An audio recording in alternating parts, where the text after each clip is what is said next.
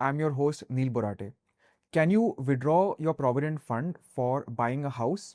Answer is strongly yes. And how much can you withdraw? Short answer is 36 times your basic salary.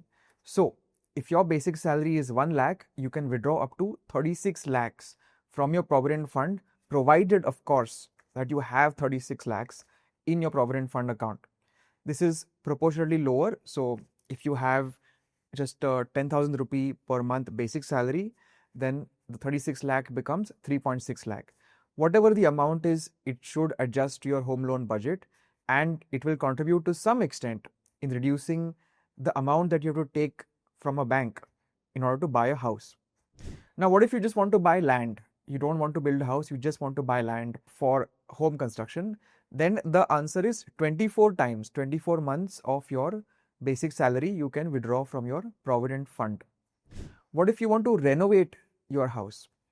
In this case, up to 12 months of your basic salary you can withdraw from your Provident Fund. What if you want to repay an existing home loan that you have taken?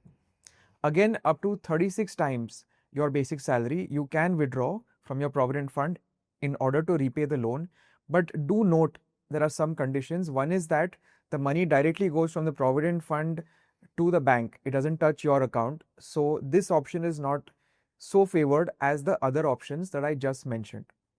Now, even for these other options, there are some additional rules. So first rule to keep in mind is that for most of them, you have to complete at least 5 years of service in a Provident Fund regulated company.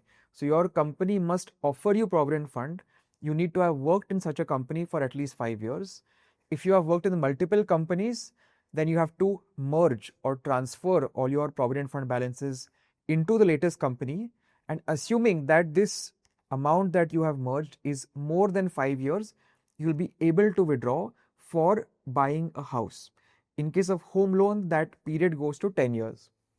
Now, you might also wonder what is the tax in case you do this withdrawal. And the answer is quite a nice one. There is no tax. After 5 years, there is no tax on your Provident Fund withdrawal. But like I said, make sure to merge your accounts in case you have not completed this 5-year period. A couple of weeks ago, somebody approached me about Provident Fund withdrawal, and he was between jobs. He had left his old job and he was yet to start the new job. Now, he had completed less than 5 years of service, but the rule is that if you have left a job after 2 months, you can withdraw 100% of your Provident Fund for whatever purpose, to buy a home, for groceries, to buy a car, whatever you want.